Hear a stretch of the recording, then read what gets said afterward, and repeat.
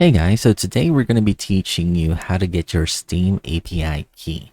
So first and foremost, you have to have an active Steam account. And once you've logged into that, you're going to want to go to this URL here. So steamcommunity.com/dev/API key. So if you're doing this for the first time, this is not actually what you will see. You're probably going to see something like you need to have Steam Guard on. So Steam Guard involves setting up sort of a two-factor authentication kind of system. Basically, you're going to need to download the Steam app and authenticate your login from there.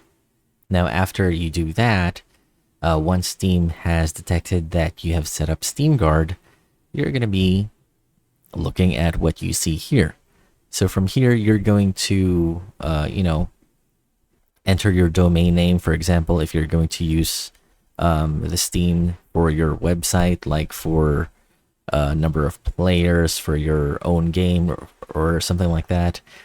So you're going to put in your domain name here and then just click register, and then it's going to generate the API keys for you. And that is it. If you found that helpful, please like and subscribe, and I'll see you next time.